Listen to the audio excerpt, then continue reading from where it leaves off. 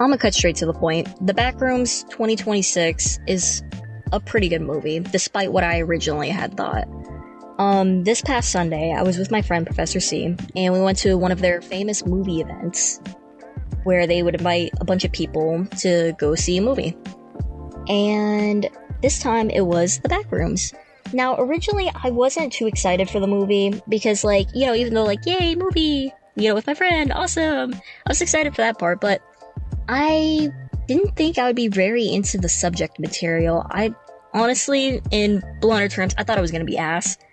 So, imagine my shock when I went and I watched the movie, and it was actually really, really good. So, today I wanted to give you a quick, spoiler-free, or very low spoilers, because honest to God, I might have added a few in there, breakdown on why I was a dumbass, and it's actually a pretty good movie. So, starting off with my first point, I was kind of expecting a company / mascot horror, movie. Think about, I don't know, FNAF, Poppy Playtime, the actual series itself talks about a company. And that's what I kind of, knew it for, was, the King Pixels version being about a company. But I don't know, I might get banished to the depths of hell for this.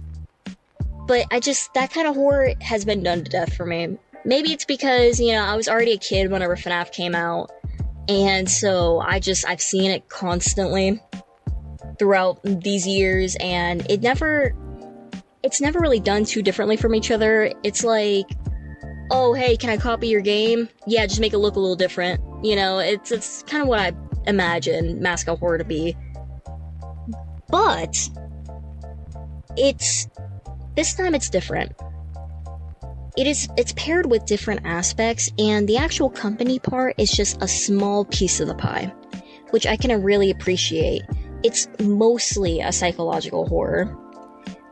And that's good because people like me who don't really know the series all too well can still enjoy the movie, but people who do know the series can also really enjoy the company scenes too.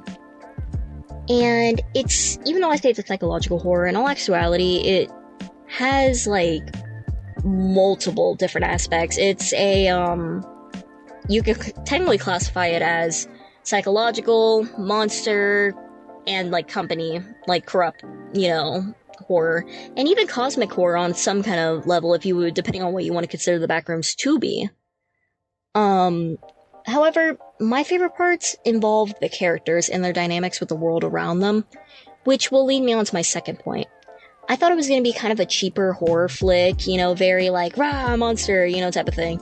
But it's very layered, and not to a, 1920s French black and white film kind of extent.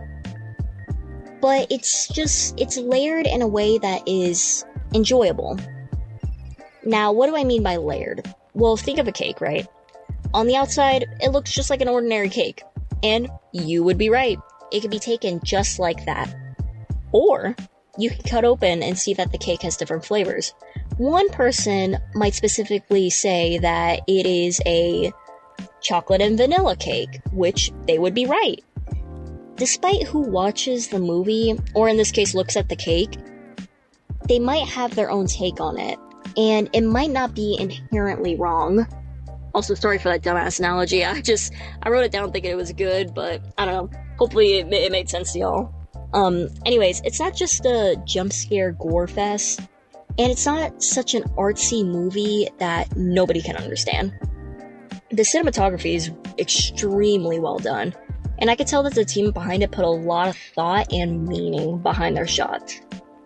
And this might be a little off topic, but I really do enjoy the colors of it. The movie takes place, I'm guessing, around the 80s, perhaps? And it's maybe 70s, 80s. But, yeah, it just seems like color is lacking from modern horror movies, and modern movies in general. It's very muted, and I'll admit The Backrooms is also kind of muted, but nowhere near as bad as, other movies. Gen Z yearns for color grading, I guess, but, in a way, it also kind of reminds me of that, picture the original Halloween movie. You know, that scene where Michael pops up out of the doorway and all you see is his mask slowly coming into frame, versus nowadays where it's just like, oh no, Michael's here, you know, he's gonna kill us all. Like, there's a difference, and there's, like, a lot of thought put behind it, and that's what I can appreciate about the Backrooms in particular, is that, you know, you can really dissect the scenes and pick out what it's supposed to make you feel. You get what I'm saying? Now, third point. The two characters are very nuanced. I found myself really empathizing with them despite their flaws.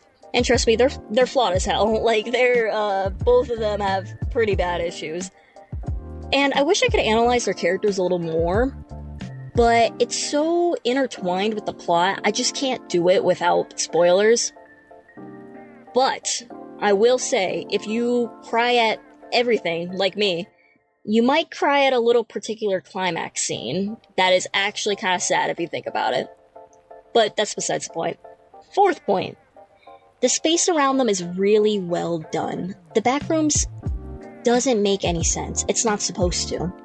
And the movie portrayed that perfectly. For example, they have sloped hallways, door that leads to nowhere, copies of places you see in the movie, and just things like that. Overall, it's very confusing, and it's, you know, confusing for the characters and for us, which I appreciate. And while nothing will top the original 4chan OG post for me, I do think it got close. And on to my fifth and final point, this one's a little bit more fun. The references. They have a lot of cool references in there. If you're really big into the Backrooms, Lost Media, Liminal Space communities, you're gonna love it. I recommend seeing it twice if you are, to pick out all the different references. I will say this, they do show more than just the OG Backrooms, so if you're kind of like into like the wiki space for the Backrooms, you are gonna pick out a lot from it, and it's fun. You know, I really enjoyed it. I picked out a few references at first, but there's some that even I missed. So it's really fun. So what would I, someone who is not a critic, despite me making a whole video and talking about it, rate it? I would give it a 4.5 stars upon first watch. And if you're like in the middle between like, oh, am I gonna see it, am I not? I would give it a watch. Even if you're not into Kane Pixel's take on it, I do have a few reasons as to why it's not 5 out of 5 stars for me personally. However, let me know if you want a video on just that or a character analysis, because I have to watch it again. I think it would be really unfair of me to just go based off of memory. And who knows, maybe my original rating will change upon a second watch. It normally does for people. So if you like my video and want to give me the validation my father never gave me, please like and subscribe, and expect the video to come out very, very soon. Let me know in the comments whether y'all would want to see me rank Transformer animation errors, concepts for my Roblox game, horror movie reviews for Summerween, or if you have another video idea, just put it down below, and I'll pick either the most liked one, or just go in kind of like order. Anyways, I will catch you guys on the flip side, and have a great day!